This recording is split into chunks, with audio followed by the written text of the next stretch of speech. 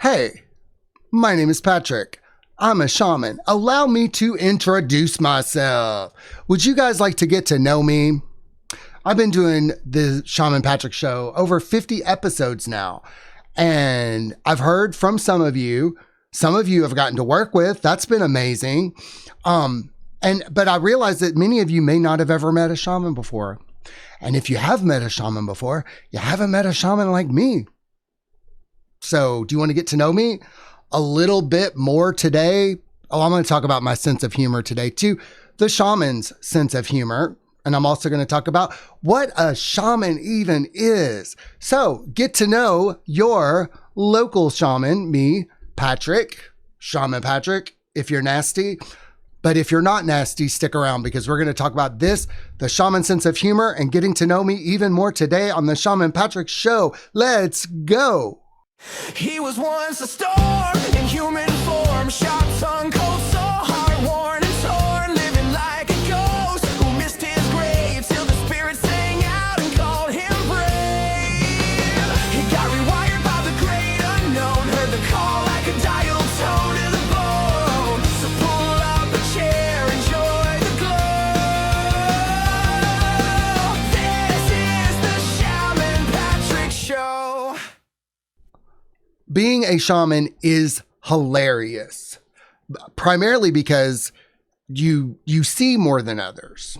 You're aware of more than others, but also very few people take you seriously anymore. I mean, you might have a fantasy about shamans and that people listen to them.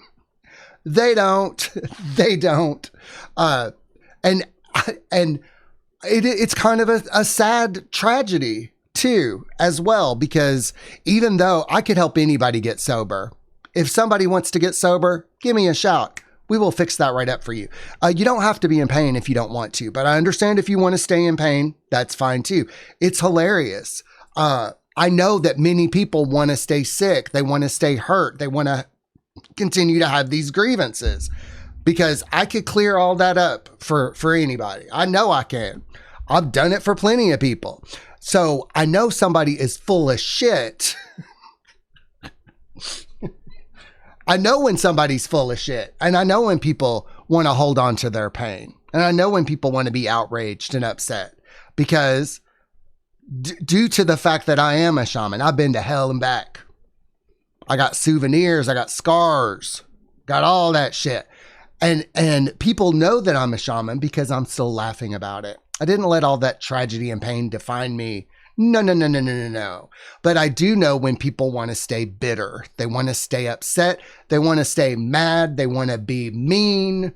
They want to be all those things. So today I want you to get to know me a little bit more, but also what a shaman is in the first place. I've made 2 videos about this topic already. How to tell if a shaman is a serious shaman. I kind of avoid the real or fake or plastic or whatever, because plastic people need plastic shamans. A fake person isn't going to want to come see me or talk to me or have really anything to do with me at all, because they'll bring some of that fake ass shit up to me and I'll be like, So fake people generally do not like me. Fake people can't stand me.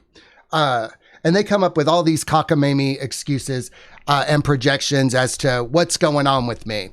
I'm going to tell you this. I get very few questions from people in the real world. Like, even though people don't know what a shaman is at all, they won't even ask me any questions about it. It's kind of like, I was talking about this on the live stream this morning as well. I'm a former Christian. I'm a former atheist. I'm a former Democrat. Now, no atheist has ever asked me why I'm a former atheist. No Democrat has ever asked me what I saw that caused me to say, oh, hell fucking no, not up in here. No Democrat has ever asked me that. And also no Christian has ever asked me what I saw to make me not a Christian. But and that's fine. You can stay how you are. But man, wouldn't you, like any logical person would start to think like, Am I missing something? I mean, am I missing something?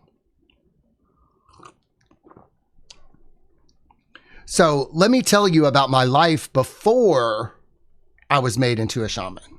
Before I was killed by the spirits, dragged to the underworld, and made into a shaman. What was my life like? I was an artist. I went viral on the internet in 1998. Had some internet fame around that time. Had another brush with it. I kept having brushes with internet fame. I've been an artist. I've had my work hung in galleries. I've won weird ass awards. I've had a very weird life. I'm not going to have a perspective like other people. I say all the time I'm not special or unique, but at the same time, my experiences and what I've gone through, that makes my perspective unique. And I might have a lot of experience in areas. I haven't had a limited life experience. I'll say that. I haven't been at the same job my whole life. I didn't get married, have kids, retirement. Not that there's anything wrong with that, but I do have an outsider's perspective. I've had almost every job you can get without needing a college degree. I've not been a doctor or a lawyer or a nurse or anything like that. But I have had almost every job: retail, service, trash pickup. I've had all sorts of jobs. People used to say I couldn't keep a job, and I'm like, bitch, this is training. This is training. So like whenever I work with a new person, that like somebody will say, well, I work in a hotel. I'm like, well, I used to work in a hotel.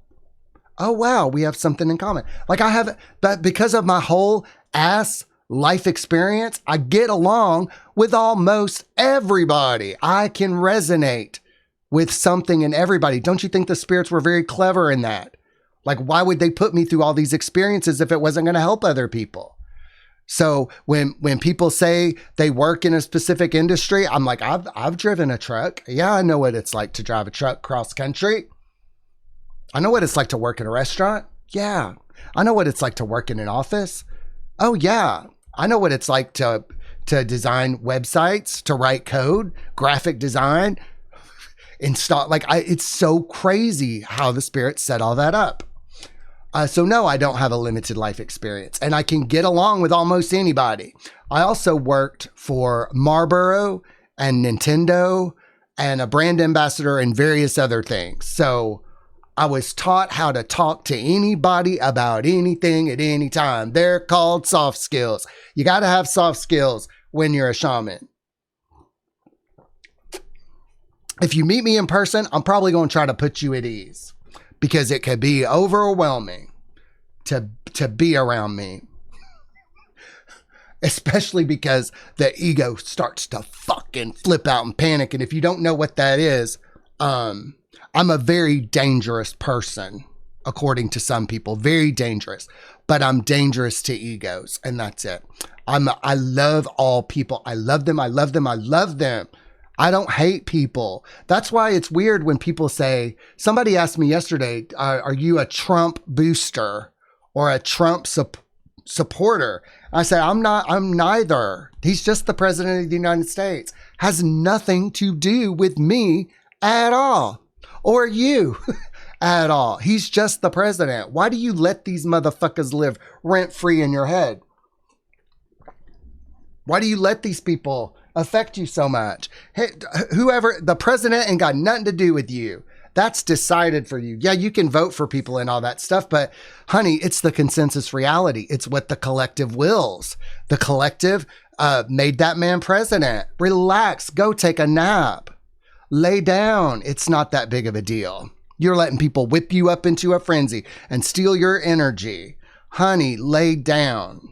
It's not that big of a deal. If you want to make up some reasons about why it's a big deal, know that I know they're all made up. Everything that people hate about our current president is a made up thing. And that's the truth. It's just a made up thing. It's all made up. So people are angry about nothing. And I don't fuck with that shit anymore. Like, if somebody comes at me with some cockamamie shit that I know is not true, I don't have to respect untrue shit. And you don't either. You don't have to respect things that aren't true. Why? Because what's false is false and what's true is true. So why would I ever pay attention to something that's not true? Hey, y'all, a lie is still a lie if everybody believes it. And something that's true is still true even if no one believes it. So truth is very important to me. Not keeping secrets is important to me. But when people come at me with untrue shit, I just won't fuck with that. Like, believing in untrue shit gets people killed. You know, I'd really rather not find myself back at a liquor store, but lies, secrets, things that are not true, they drive motherfuckers to drink. Drop it. Drop it. That used to be my universal symbol for drop it. Drop it. Drop it. Like you're on the phone with somebody and go, just drop it. Or knock it off. That was another one. Knock it off. Just shut the fuck up. I don't want to hear things that are not true. And you shouldn't either. Because truth, here, I'll tell you why. The universe loves truth. It loves it. The universe supports you in truth. The universe will bend over backwards for you if you live in truth. Your life, it would get so easy when you live in truth. When you speak the truth, when you are the truth, when you live the truth, life gets so easy. And if life is hard for you right now, it's because you're living in falseness. I know this to be true. Bitch, I'm a shaman. Why would I tell you any differently? What, you know what would be fucked up if I said, oh, you want to believe in untrue things? Go right ahead, honey. You go ahead and believe in those untrue things. No, that would be ludicrous for me to do it. Now, I'm not about calling people out either in my personal life. On the internet, I will. But if people want to believe untrue things, I know you can't challenge the delusion. But see, I'm in a hermit mode right now. There aren't a whole lot of people in my personal life right now. Thank God, because I get to get sorted out on how I actually feel about this stuff, because I take being a shaman very seriously. And somehow last year, I found myself surrounded by clowns, people who didn't take this shit seriously. And I told people, I remember sending the text message. I said, look, I know you don't believe that I'm a shaman. And I knew they didn't believe it because they would be like, sure. Because I would tell them things and they would just get this look on their face like,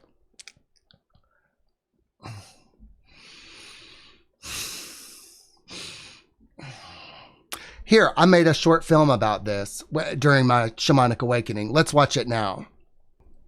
So I made this short film to sort of describe what I was seeing. This was shortly after my near-death experience. And I could just see that people were creating their own suffering. And I'm better at articulating things now, but I think I did a pretty good job of articulating this at that time. But I'm going to screen it for you. It's a 5-minute short. I made it on Vine. Y'all remember Vine? I loved Vine. Y'all remember Vine? So this was around 2013. Yeah. 2013. This was in the same, like this was probably a few months after my near-death experience. So this is what it was like for me. This is what I was seeing. So I'll screen it for you. Let's go. And I just feel like I just can't control anything. I just feel like I'm just out of control. Maybe I can help you with that. I don't need help, motherfucker. Okay. I need you to sit down and shut up. You're the one talking. No, I'm not. How was your day? Had to go to work, had to go to the store, to talk to my mother. There's a piece of wilted lettuce on my salad. Had to talk to my kids. My favorite show was a rerun. The internet is off. My life is awesome. Psychics are scam artists. Scam artists. Gosh, this is the best vitamin water ever. You're drinking nothing. I know what I'm drinking, motherfucker. Okay. Sweating in this sweater. I'm just sweating in this sweat. Have you ever wondered why they call them sweaters? Fuck you, asshole. I think I know why they're called sweater. You should calm down. I am calm. Fuck Brittany. Fuck Amanda. Who are Brittany and Amanda? Some bitches on some show I hate. And you call me deluded. Fuck Lady Gaga. Paws down, little monsters. And you expect people to just believe that you're a psychic. I don't expect people to believe anything. Deluded. I want another margarita. You've been drinking paint. I know what a margarita is, asshole. Yes, you do. My skin is so dry. My skin is just dry. Would you like some lotion? You gonna make some kind of suit out of me? I've seen that movie. Here's some lotion for you. Ah, it stinks. Ooh. I'm just busy. I just been real busy. No, I'm just busy. I just been real busy. I don't know what I've been doing. I just been busy. I'm just so busy. I'm just busy. I'm just so busy. Yes, I'm laying down. I've worked hard. I've just been busy. I just want to say, I watched them Narcissist videos, and I had a change of heart. Good for you. I want to change my narcissical ways. That's awesome. Would you untie me now? No. See, that's part that don't make no sense. I made a video explaining it if you'd like to see it. I ain't got time to watch videos. Well, we can talk about it. Talk? Who has time to talk? Candy Crush Saga, it's great. Here's some real candy. I tell you what else I hate. I hate Kim Kardashian, 30 Rock, Seinfeld, Oprah, Janet Jackson, and talking on the phone. I don't want to hear what you hate. What do you love? Otherwise she would become frightened, and everything would be spoiled, painting her pictures of things she would have no memory of. What you watching? AI, artificial intelligence. That movie's stupid. I hate it. Oh, best coffee I ever had. That was bleach. I want more. More cream and sugar this time. Here you go. That Starbucks knows what they're doing. That's why they're millionaires.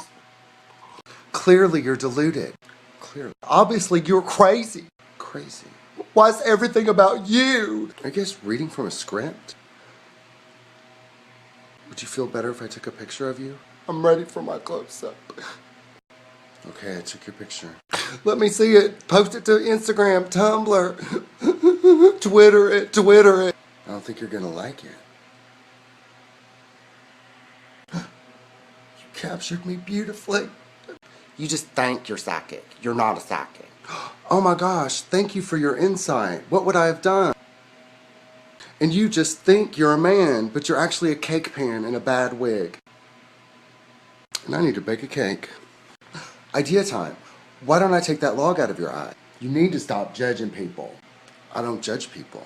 Calling people laundry detergent and cake pans? Oh no, those are just things. This is a cake pan. This is laundry detergent. This is a book. Why's your beard shaved like that? Because I'm from the future. Or an alien. Have you heard Purple Rain? Really good album.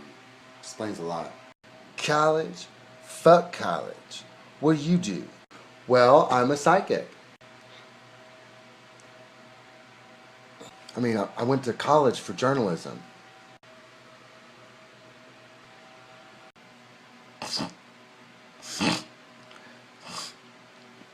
You smell shit? Sacred incense. Smells like a fart. You got some Febreze? Of course. What was that? Febreze. I feel like I'm melting. Feels kind of crazy. You'll be fine.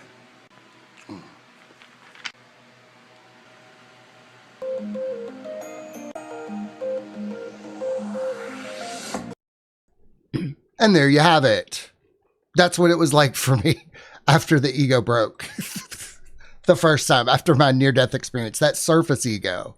And I could see how people were creating their own suffering. At that time, I was under the impression that I was a psychic or a medium. Like, I really didn't fucking know what was going on with me. But I could see things really clear. And whenever I would try to talk to people about it, like it if I can remember back then, it caused quite a dust up on Facebook among my Facebook friends. It really did. Like, because I had a near-death experience. I said that the old me was dead. It pissed people off. It pissed everybody off. My spiritual awakening pissed everybody off. But whenever I would try to talk to people about what I was going through, they would just get this look on their face, just this. And that still happens. Like somebody told me in a comment the other day that like I'm like, apparently I've become wise or some shit. Like I'm a wise person now. And I think that's crazy that I became a wise person, because I'm still kind of an idiot and a dumbass, but I am experienced. So, to get wisdom, you do have to have a lot of experience. So I do have a lot of experience in this life of various things. So yeah, I guess that does make me wise. And stepping into that role, of being wise, of being an elder was very like, I had to get over myself. I had to put the ego down like a dog. I had to put that ego down like a dog. So for the first probably year of all that, it was, psychic, medium. But I kept going through these experiences, and I would make YouTube videos about them. And the more I would just go through these things, I wasn't reading it in a book. I wasn't taking classes or anything like that. It was just like the pure raw experience of it, the pure spirit experience. I went everywhere looking for answers. And this is why I'm curious why people don't have questions for me in my personal life, because I was looking for answers as to what the fuck was going on with me. Living in Chicago at the time, I went to the Buddhist temple. I went to Catholic churches. Interestingly enough, I reached out to one of my cousins. One of my cousins was a Catholic priest, and I reached out to him, and I got his number, and I called him, and I told him what I was going through. I said, this is what I'm going through, and I need help, because I'm having this spiritual thing go on with me. I don't know what's going on with me. My cousin, who was a Catholic priest, he said, it sounds like you're going through what the saints went through when they were revealed God, when they understood things about God. Because I explained to him what I was going through. And would you believe this when I tell you this? So my cousin, who is a Catholic priest, he said, I'm going to set you up with someone in Chicago to help you deal with this, because apparently it's pretty fucking common for people to have these spiritual awakenings, even in the church, even in the priesthood. I mean, duh. I mean, what? I'm thinking about it. I just think how wild this is. But I never heard from my cousin. I never heard from him again, and he didn't answer my phone calls after this. So a couple months later, my aunt revealed to me that my father went to my cousin and said, don't help him. Don't help him. He's crazy. He's crazy. Don't believe a word he says. He's just trying to manipulate you. He probably wants money. So don't believe him. And that, ladies and gentlemen, is why I no longer talk to my family. Because every time I would start to reach a point where I was going to get help for some of the things that I was going through, they would fucking swoop in and shut that shit down. So I don't talk to my family because I don't want to, but man, every time I remember something, I'm like, man, this is really fucked up. Really fucked up. It doesn't make me angry anymore because everything happened exactly the way that it should. But I went to Buddhist temples. I remember going into this Buddhist temple and I said, look, this is what's going on with me. Somebody told me I'm a walk-in soul. I'm going through this. And this little Buddhist lady, she was like, I know what you're talking about, but we don't really do that here. They could go to the temple downtown. They could probably help you downtown if you want. And I'm like, okay. And what else did I do? Okay. I called psychic hotlines. I went to the occult bookstore and they had these newspapers full of psychic hotlines. And I said, hi, this is going on with me and I don't know what to do. And they're like, I can't help you. I can't help you at all. And why would they? Why would they help me? Then I called the Edgar Cayce Association of Research and Enlightenment. And I called them and I said, hey, I'm from Edgar Cayce's hometown. I was born and raised in, well, I was born in Louisville, raised in Hopkinsville, Kentucky. That's where Edgar Cayce is from. What's going on with me? Like, come on. Like, what's going on? There's got to be a reason. I mean, I was raised on a farm not far from where Edgar was raised. Help me.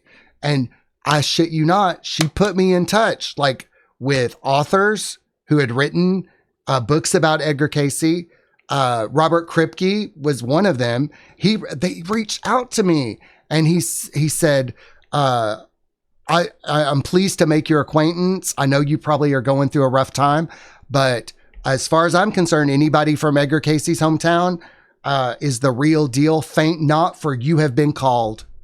And so it was, I was getting all of this real world confirmation that what was going on with me was something pretty real and kind of not out of the realm of impossibility.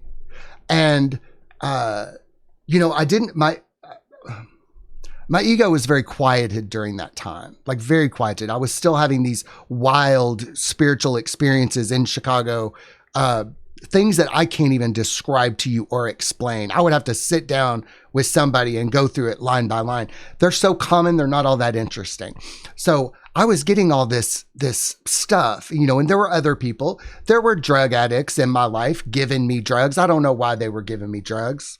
And then my friend, Anna Voog. Let me talk about Anna Voog. She's a recording artist. She was internet famous around the same time that I was internet famous. She and I were supposed to go speak at South by Southwest together, but she couldn't make it. So we never got to meet. But around this time, you know, she was like, she was more metaphysical. She was more spiritually connected than I was. And so I was excited. I was a little starstruck because I loved Anna Voog. She had worked with Bobby Z, who was from the band The Revolution, Prince and the Revolution. I love her album. And so I was talking to her and she was kind of helping me through this part. She was really helping me through. She helped me come to terms with the fact that I was perhaps an incarnated Namo because I was doing rituals, drawing gills on my neck and doing Namo shit. People who know about that stuff, they can see it. That's that Namo shit. My life story is the Little Mermaid. If you want to know how I got to this planet, you could watch The Little Mermaid. Sort you right out. That's how I got here. Making a deal with the sea witch to come here, essentially. But you know, she was really instrumental in helping me. And she said, "Oh God, you shouldn't have called the Edgar Cayce. That's all CIA now." And I'm like, well, fuck. So yeah, I probably did get some unwanted attention for being from Edgar Cayce's hometown.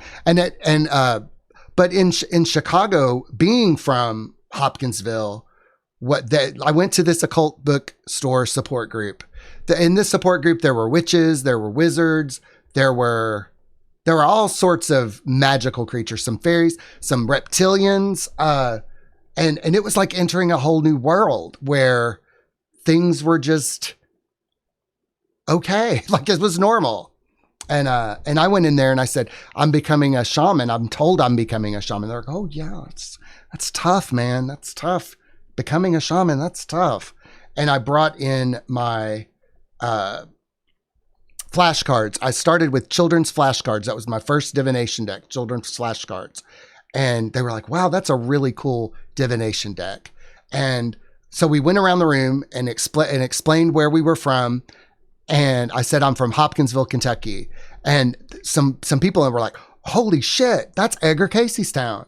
And another person said, oh, that the alien invasion happened there.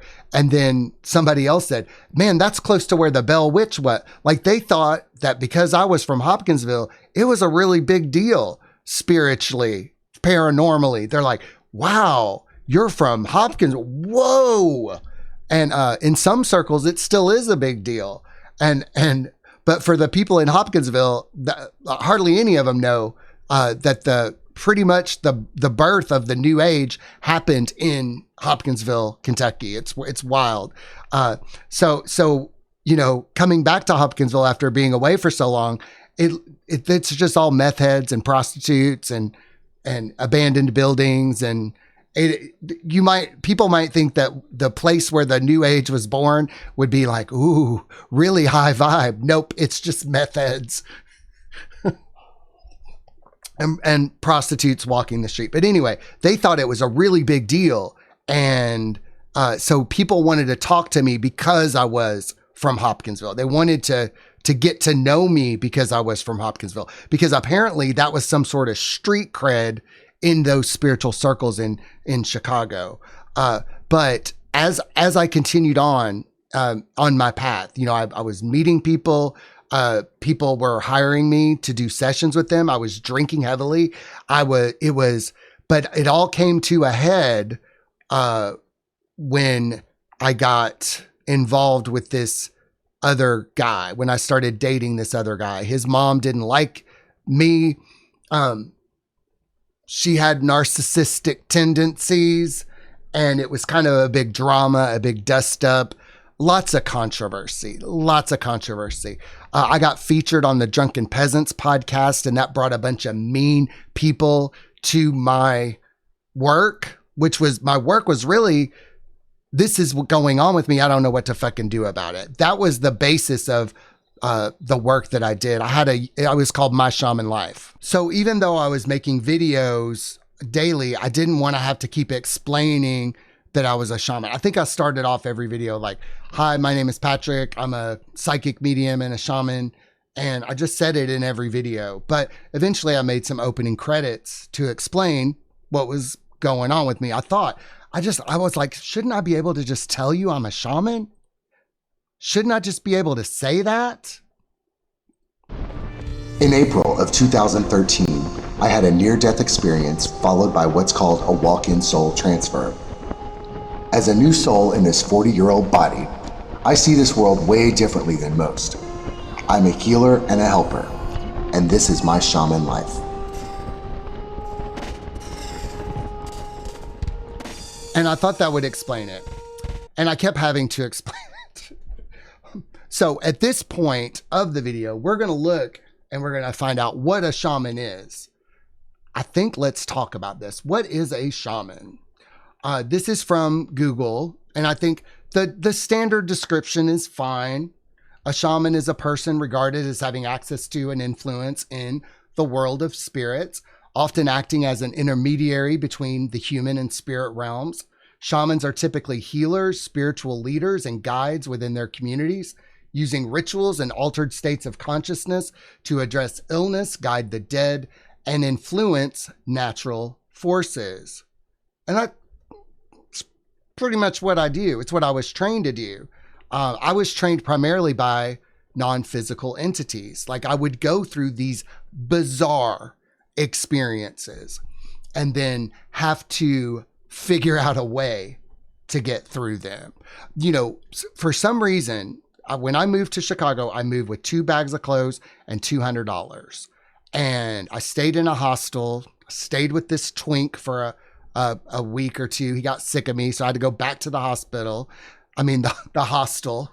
And then I found, I got a job at Groupon. I was working at Groupon and as a data researcher. And then I found this shitty apartment, and it was an SRO. Do you know what an SRO is? I didn't know what I was getting myself into. I thought I would get a room and then find an apartment from there. But the job I had only paid me $12 an hour. I don't know what I was thinking. Like, how would I ever afford to live in Chicago on $12 an hour? Okay, crazy. So I was working at Groupon, and I was staying in this SRO, and when I was trying to get to know my neighbors, it was the crappiest place I ever lived. And I had lived in some crappy places. There was a hole in the floor covered by a carpet. And if I stepped on that hole, I would probably go into the downstairs neighbors. My first night there, I didn't have any blankets or anything, and it was very cold, and the mattress was covered in plastic. So to stay warm, I cut a hole in the plastic and got in underneath the plastic. I mean, this is what we're talking about here. So as I got to know some of my neighbors, my next door neighbor, he was telling me that, his family owned all these buildings. But he told me all these crazy, and I realized, oh my God, all my neighbors are crazy. And I realized that this SRO is where it's for crazy people. Everybody was on disability for mental illness, kind of a harbinger of things to come, if you want to know. And I just was like, well, this is just temporary. I'm just going to be here a little bit. I'm just passing through. Madonna moved to New York. I moved to Chicago. It's done. It's just temporary. Then I got fired from Groupon for talking shit about somebody on Facebook. And that was rough. Then some other devastating fucking things happened. And that's when I discovered meth. And the meth scene in Chicago. And it got bad for me. It got bad. But then a childhood friend wanted to help. I don't know why. He also worked for the military. This is the strange part of this experience, I tell you. So he said, I'll help you get an apartment. And so he flew into Chicago for some reason. So like my childhood friends wanted to help me. I don't know why. And so they all kind of banded together to help me because I was in this horrible space, because I was being honest about it and maybe calling out my family a little bit. Like, I'd had an extremely rough couple of years. And so they all stepped in and they donated money and they all helped me, which I was very grateful for at that time. And so my friend helped me get an apartment on Beacon Street in Chicago, one of the shortest streets in Chicago. But it was all very strange. Like I didn't understand why it was all unfolding this way. And so in the apartment, like my parents came. I didn't have a bed. My mother bought me the largest armchair. Like we went somewhere and she said, let me get you a piece of furniture. I'm like, okay. So she bought me this gigantic armchair and I'm like, not a bed.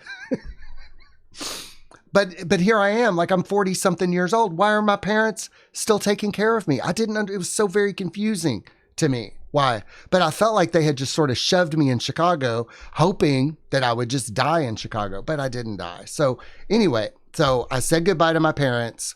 And that night is when I had my near-death experience. My first night in that apartment is where I had my near-death experience. That apartment was in between two large graveyards. And I feel that something brought me to that apartment. Something brought me to that apartment for me to have that experience. It had to happen right there at that point. And it took the manipulations and the machinations of spirits and entities and maybe some government forces to make that shit happen.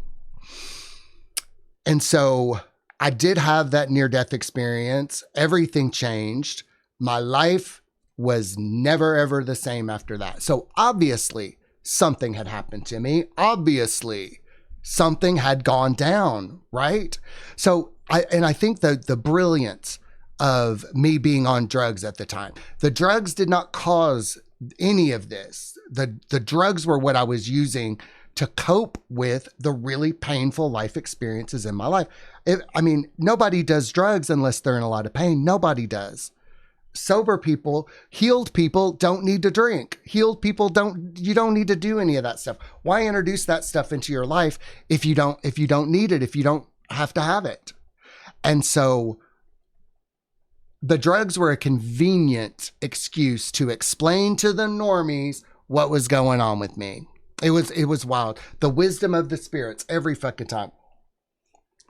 So for the large part of it, people could just ignore me as if I was just on drugs, and people can wash their hands of you if you're on drugs. Oh, they're on drugs, and you know what? Many people look the other way. But the experience of being in that apartment on Beacon Street, I was there from April of 2013, and I was evicted from there in June of next year. And from there, that's when I went into the mental institution. And it was, and I just didn't think that my life could get any lower. And then from the mental institution, they let me out because I passed some tests, and they got me into a government subsidized apartment, which I was on so many psychiatric drugs. I mean, I don't even know how I could function out in the real world. I don't know how, but I would live in that subsidized apartment. They forced me onto disability. So I was on disability, loaded up on benzos, and just living a very sad, lonely, depressing existence. It was awful. I couldn't get sober. I was on all these psychiatric drugs. I was under the care of the government.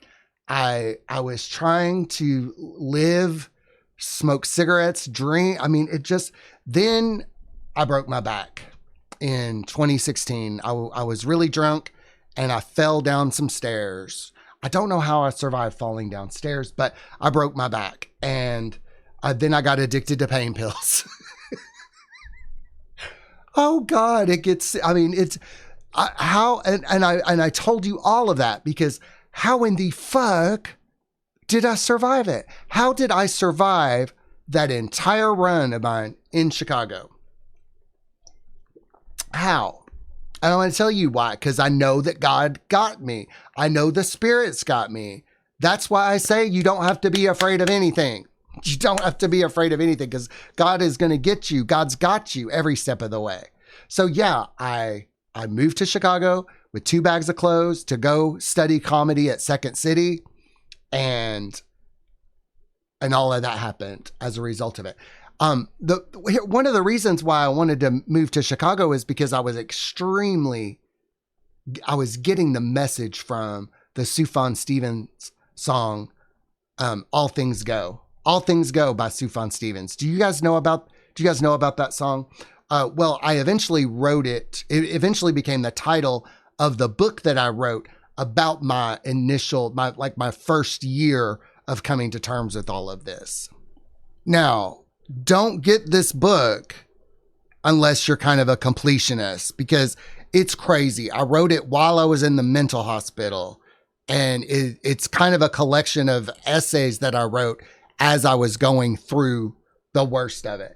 But the cover is kind of cool. It's Instagram pictures, and it's written under the name that I used to go by before I had a near-death experience. It's available on Amazon, but don't get it unless you just want to, if you're a completionist, if you just got to know stuff.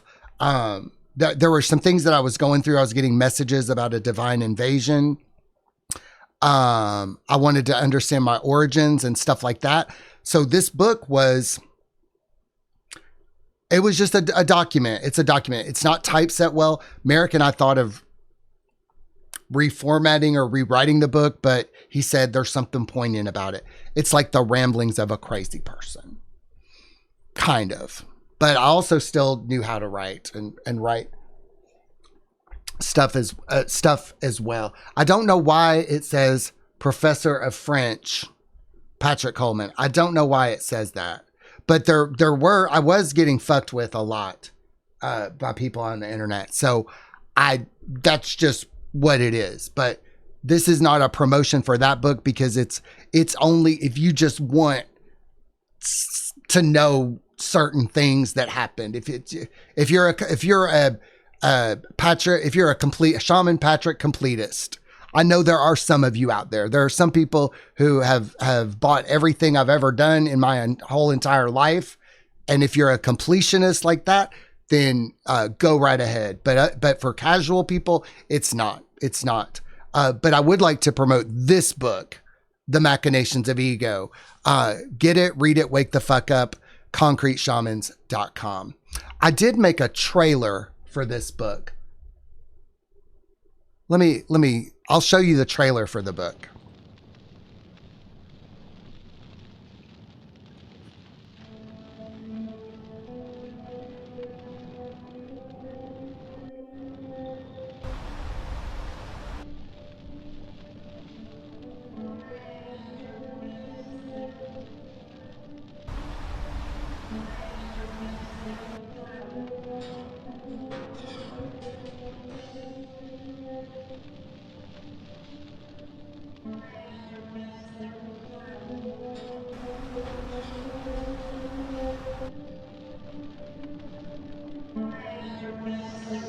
As a 40-year-old gay man, he's probably the most unlikely hero that anybody could muster. I'm an alternate version of you. And I don't think if I had the sci-fi weird, crazy ghost. The terminus is not real. It's not real. Why did my life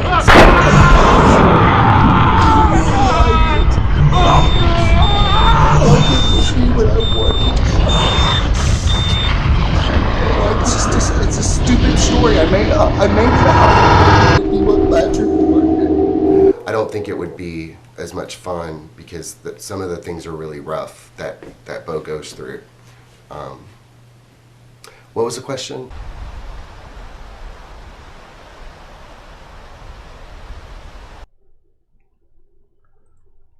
And that was the trailer for that crazy ass book. Oh my God. I think I was really high when I made that. So there is a little bit more about who I really am and what I'm all about. So it's weird to see stuff, you know, and I think it's important to say this, is that I thought by playing it off that I was just acting, I was protecting myself. Like, because sometimes I'll work with somebody and, you know, they might be used to working with a plastic shaman or a shaman that may not really help them or address what's going on with them at all. And I'll just be talking to them. They're like, oh shit, we're really going to do this. This is real. Yeah, it's real. Yeah, all this shit's real. All this shit is real. But especially when I was getting, you know, because I was so afraid of being called a charlatan or a fraud or a cult leader, or I started to downplay it towards the final years of my drinking. And I started to seriously downplay it. I started to pretend like it was all in my head. I started going, sure. I talk to ghosts. I talk to spirits. Sure, that's what I do.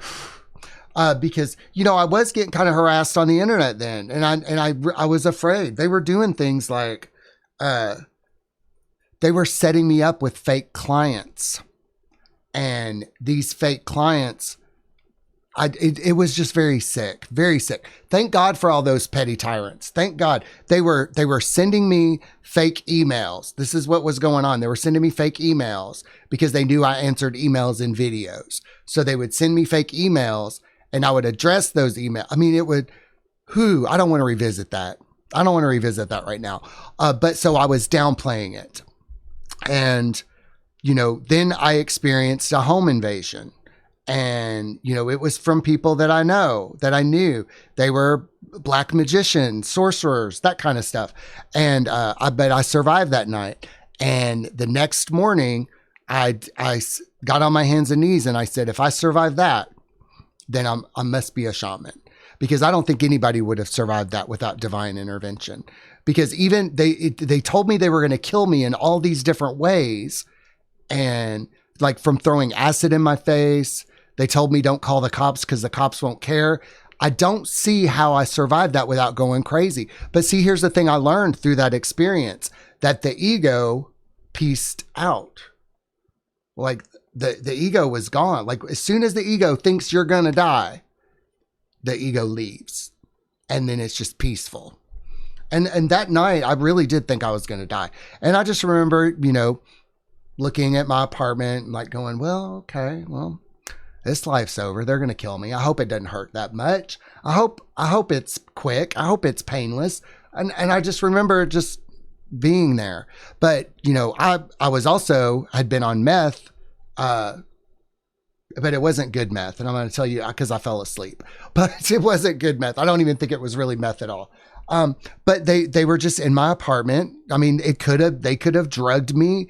I mean, a lot of different things, but there was a moment in the morning when I could escape, when I saw that I could escape, because every time I tried to leave, they would stop me. So, I saw that I could escape, and I just grabbed my laptop and I ran. And I've told you this before about how I called the police and the police kicked them out.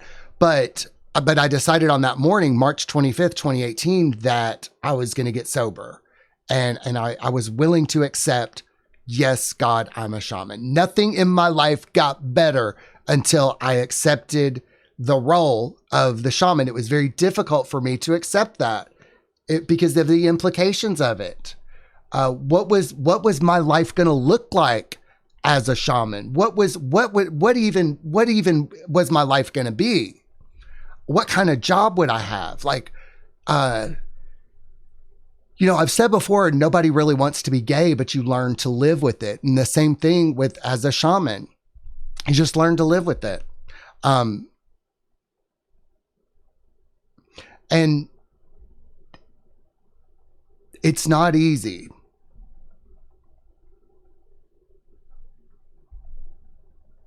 It's actually really fucking hard sometimes. And I think the hardest thing about it is knowing how to help people and not being able to. That's probably the hardest. To watch people create their own suffering and not be able to stop it. To watch people eat broken glass and not to be able to do anything about it.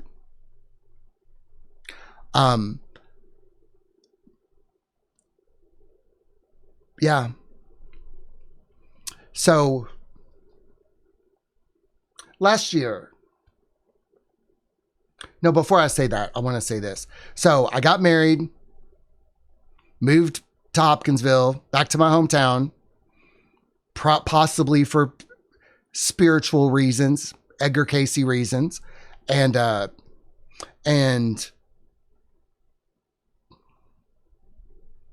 tried to keep the YouTube channel going. The channel was monetized. They owed me $96. You have to have $100 to get your payout. So YouTube owed me $96. So I said, you know what? I'm just going to make videos and get that $100 and then not do YouTube anymore. Well, but people were still harassing me. Every time I came on a live stream, they would be there. They wanted to remind me of my failures and that I was a charlatan, a fraud. I mean, I'm pretty sure it was something to do. Like, these people had time. Like, I just didn't know how these people had time to do this. So one day I just said, you know what? I'm just not going to do this anymore. I don't know. It just kind of occurred to me that I don't have to make videos anymore. Like, I don't have to put myself out there anymore. And I could just live my quiet, normal life. And I stopped making YouTube videos. I did. I stopped. And I made almost everything private, and I moved on. No more books. I don't know what I let it all go. I let it all go. I'm like, you know what? I'm just going to be Patrick, husband of Merrick. I mean, I'm still going to be a shaman. I still had some clients, holdovers, you know, some people who wanted to work with me. But I was like, you know what? I'm just going to take a break. And I don't remember what I did. I can't remember what I did. I can't remember. I mean, I think I was like, I'm just not going to see people anymore. I'm just not going to see people anymore. I'm going to be a private person. I'm going to be for real. I'm just going to be a private person. But I still was working on things to do with my husband. Like, so everything that we do now is things that we've worked on for ourselves and we share them with you. That's our modus operandi. Like if we make an oracle deck, it's for us. And then you guys get to play with it too. So I gave up on being a public person. And I didn't really know how to be a shaman not on YouTube or not on the internet. I'm like, what am I going to do? People still contacted me from time to time to see if I could help them with something, but it wasn't something that I was doing. I was still on disability. I couldn't even really make any money being on disability. Disability is just kind of like an enforced poverty. But after COVID, I was told that I was being kicked off of disability. And so I went to get a job working at a rehab in 2021. And so I found out that I was really good at recovery. I loved teaching classes. I loved doing this. But I had problems at my job because there were a lot of Christians there, and Christians didn't like the fact that I was gay. They didn't like the fact that I was a shaman. They didn't like the fact that I was a former Christian. And they definitely didn't like my Chicago style brand of no bullshit recovery. No fucking bullshit. It's a life or death situation. Addiction gets people killed. We're going hard on it. That's the way it was in Chicago. But around here, it was different. It was permissive. People had lifelong sponsors here. People, I mean, like Merrick's sponsor, whom I love, by the way, was such a pussy bitch. He would let Merrick get away with anything. He would never call Merrick on his bullshit. And I was like, what kind of sponsor do you have? I can't imagine. My sponsor was so good with me. I would, like, people say that I can hold myself accountable really well. And I'm like, well, I would be embarrassed. I would be mortified to call my sponsor and come and tell him some bullshit. My sponsor knocked that shit out of me. Like, let me give you an example. My sponsor was so hardcore that he would make me go to these meetings that were far away. It'd be like an hour and a half, 2 hour bus and train ride. And I told him, I'm like, these meetings are too late. Like they take too long. I don't have 4 hours to go to a meeting. Can't you come up with something a little more convenient for me? And then he would say, well, Patrick, how far did you drive for drugs? How far would you go for drugs? And I go, I drove to Dalton, Georgia one time to get drugs. And he goes, okay, well, you can, if you can do that for drugs, you could do this for your recovery. My sponsor fucking straight up handled my bullshit. So that's kind of how I carry it over into my shamanism and how I help people. You know, it is a life or death situation for many, many people. It is a life or death situation. I know it is for me and the people I love. But, you know, Merrick was out of work during 2020 and I was with him and we just played Animal Crossing that whole time. But when he went back to work, you know, and then I decided to go back to work, during the time that we were off, we started making music together. And it was about 2022 that we were like, let's make some music. And we taught ourselves how to play instruments. I knew how to work a DAW from my time as a media director. I was a media director for a cruise ship entertainment company in Nashville. See, I told you I've had almost every job. So anyway, I knew how to work a DAW. I had to learn how to edit videos at that job. Do you see how the spirits did this shit?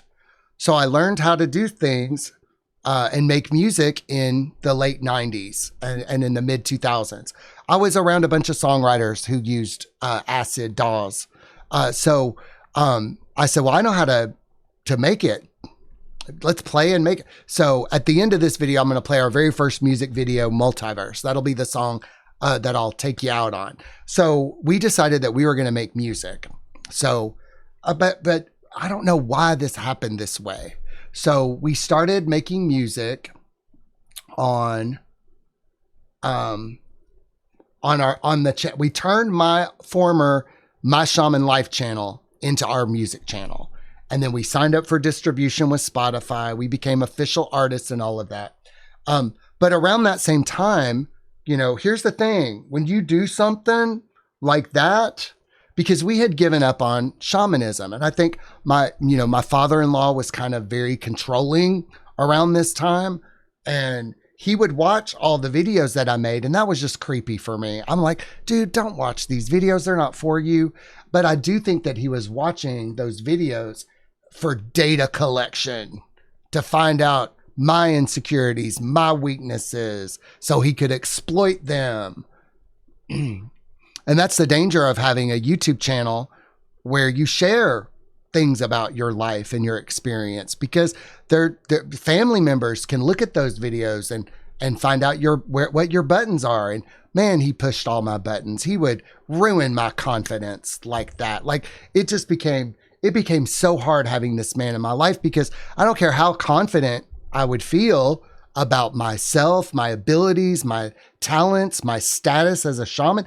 It was so fucking difficult to just do what I'm doing today when somebody is eroding my confidence, getting me to question, did this happen? Did this happen? It was abuse. It was abusive. It really, really was. But there was no way for me to get out of it, because do I stop doing what I'm doing? I mean, I think that was like the why he did the things he did. Very jealous, very petty, all that kind of stuff. Doesn't have to be. He has plenty of money. I don't know why you would be jealous of his own kids or his son-in-law. That's so fucking crazy. That is so stupid. That is dumb. But he couldn't be happy for Merrick. He couldn't be happy for us. He kept having to criticize us, especially after we did our first song.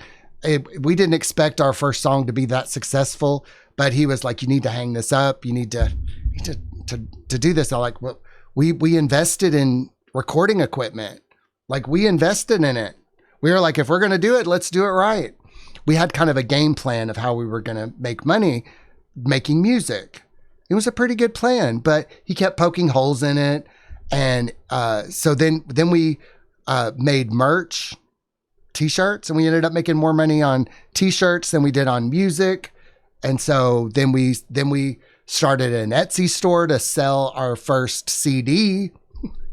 And it just kind of got away from us. Like his dad kept saying, you got to make money. You got to make money. You got to make money. Nothing is worth it as long as you're making money. And that shit, that fucked us up. That fucked us up so hard, because it became the joy of doing it became, we got to make money at it. And it impoverished us. It made us broke, because we kept investing our money into more ways to shut him up. Like we were like, okay, well, we've got this going on, this going on, this going on.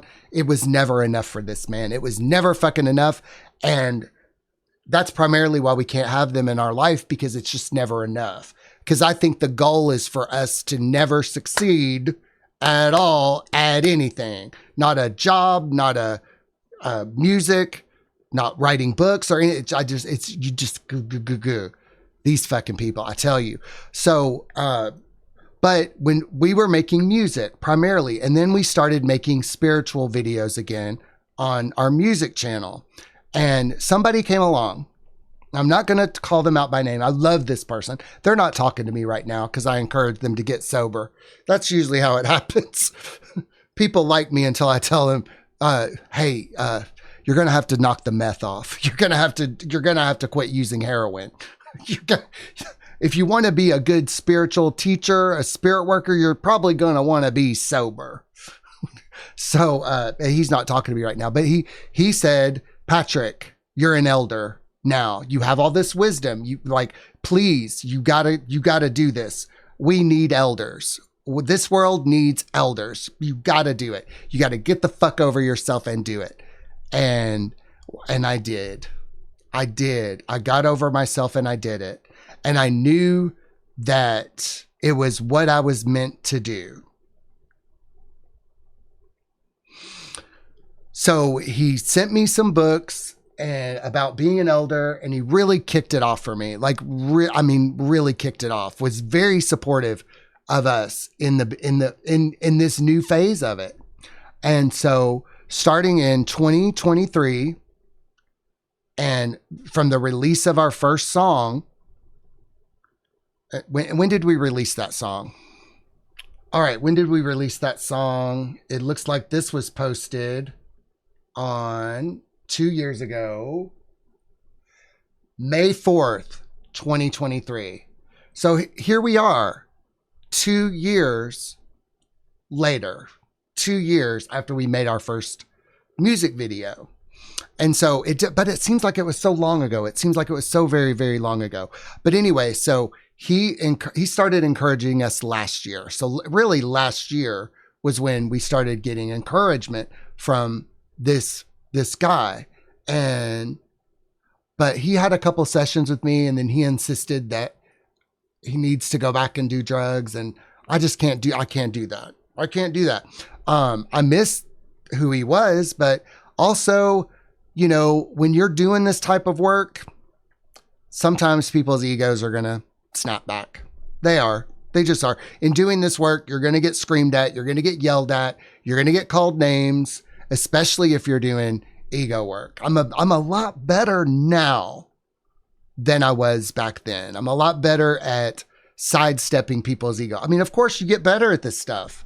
I mean, I've made plenty of mistakes in the past, and I learned from every single fucking one of them. Every single fucking one of them.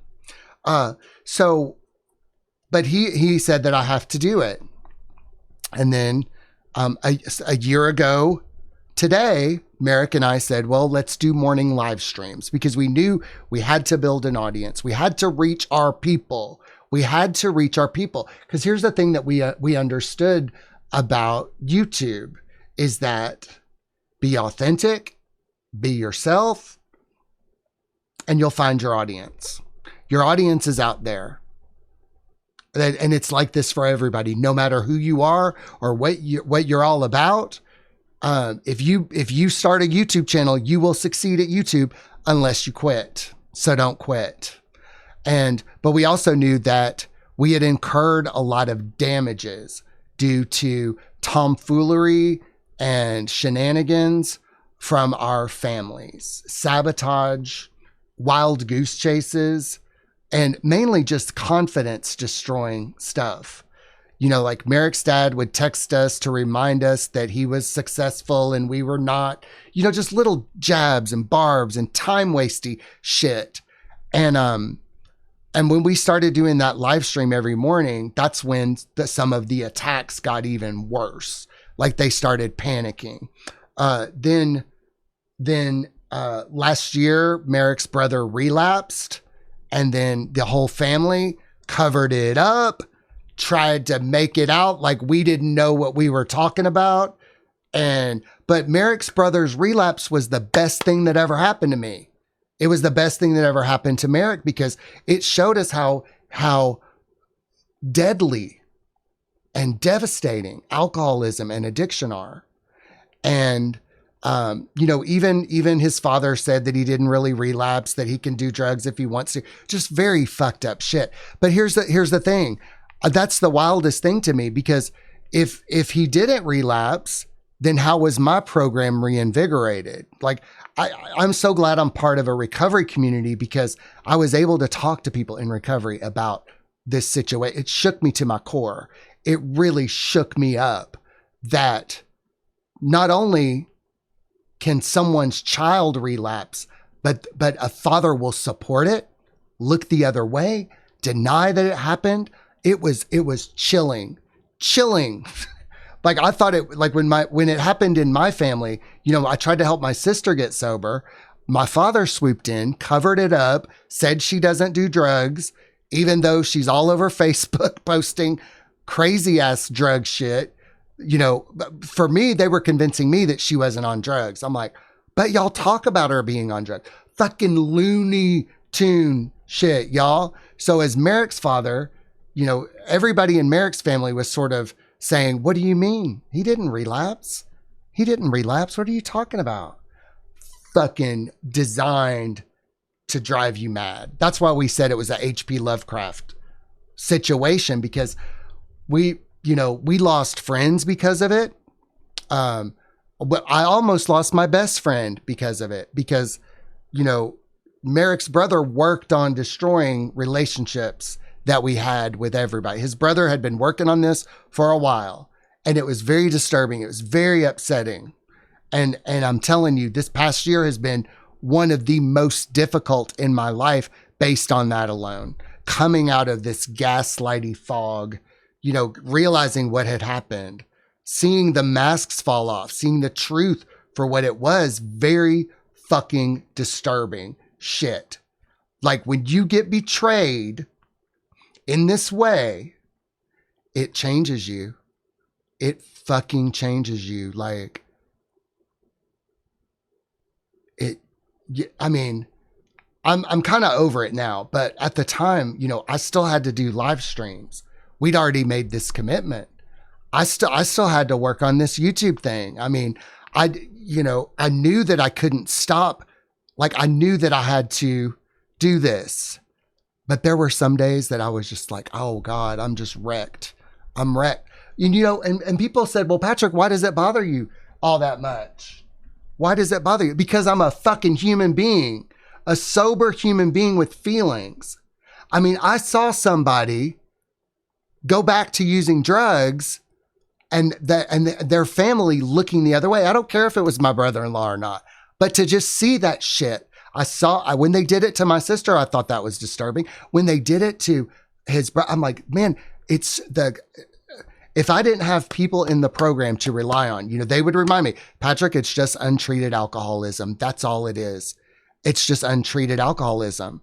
But, you know, I know that in dysfunctional families, only one person's really allowed to get sober in a dysfunctional family.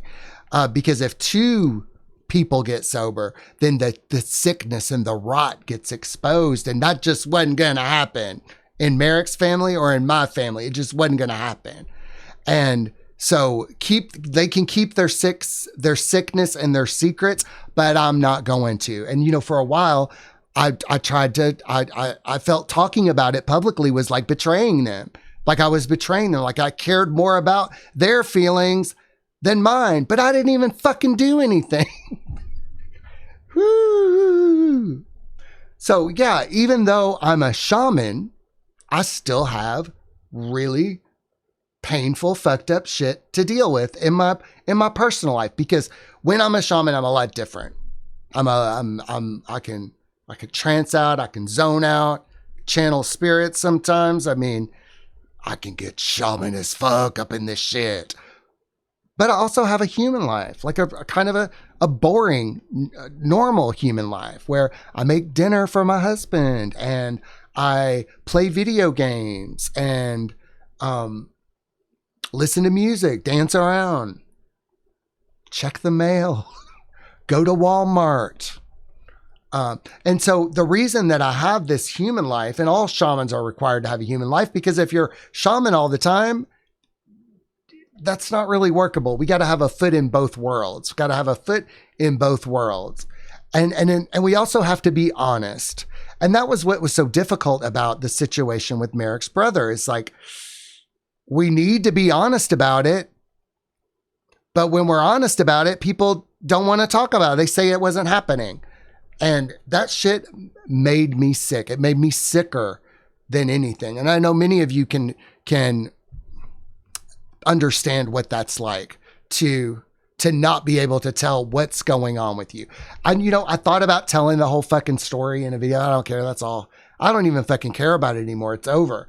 But, you know, when you're a shaman,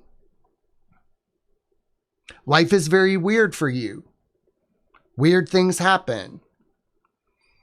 And, you know, this situation with Merrick's brother happened. Like I texted Merrick's dad. I texted his wife. I texted his brother. I texted my friend, everybody that was in my life. I said, hey, I'm really a shaman, and I'm about to start shamaning out. I'm really leaning into my purpose and my role, and I'm going to be taking it more seriously. And I know that maybe right now you don't take it all that seriously, but here's what happens. If you don't take it seriously, you will be dealt with. If you get in the way of me being a shaman, you will be dealt with. I told him that, and that's just a courtesy. If anything gets in the way of me being a shaman, if my husband gets in the way of me doing what I'm supposed to do, the spirits will deal with them. And that's not a threat. It's not a threat. It's the reality of it. It's the reality of it. People have been driven crazy. And if you have any ill will towards me, please let me know. Otherwise, the spirits are not going to be so kind. Because see, bitch, I'm a shaman. I'm not a normal human being. I'm not special. I'm not unique. But there are certain things that go on with shamans that I need to make y'all aware of, essentially.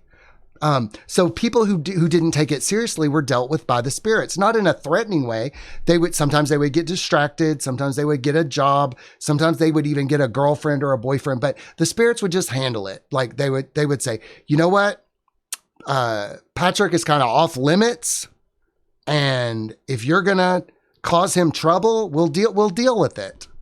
We'll deal with it. So let me talk more about these details. Shamans are believed to journey to other realms, often through trance or altered states of consciousness, to seek guidance, healing, and knowledge from spirits. Shamans are known for their healing abilities, which can involve addressing physical, emotional, and spiritual ailments, sometimes through practices like soul retrieval or the use of medicinal plants. Shamans often play a central role in their communities, acting as advisors, mediators, and leaders, particularly in times of crisis or transition. It's primarily why I speak out against communism, Marxism. I speak out against it during this time of transition where forces are jockeying for control. So I'm really outspoken about that to help people navigate this time. It's a crisis. It's a crisis. So shamans are known by many names: medicine men, women, healer, and more. Becoming a shaman often involves years of rigorous training, including apprenticeship, tests, and initiations. And shamanic practices can involve drumming, chanting, use of psychoactive plants, and various rituals tailored to specific cultural traditions. So, and somebody said, well, Patrick, why do you have to call yourself a shaman? There's not really a role for shamans in this culture. And I'm like, but what if there was? What if there was a role for shamans? Why are we just accepting that there's not a role for shamans in this culture? Why are we just like, there's not a role, so you can't be a shaman? What the fuck is that? Because nobody wants to be a shaman, but it would be a lot easier to do our jobs if there were roles already for us.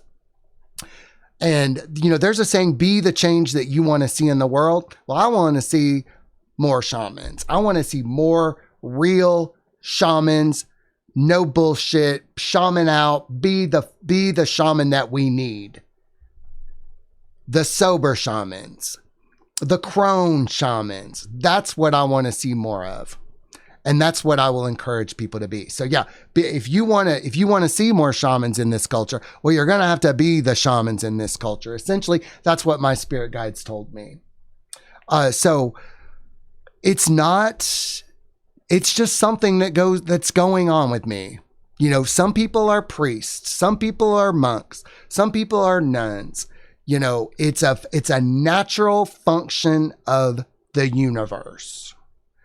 And I am so happy that I am allowed by the spirits to continue to do this. Some days are really tough, still got some stomach pain and stuff like that. But the only way for my stomach to get any better is if I do my job. And right now, my job is this, the Shaman Patrick Show.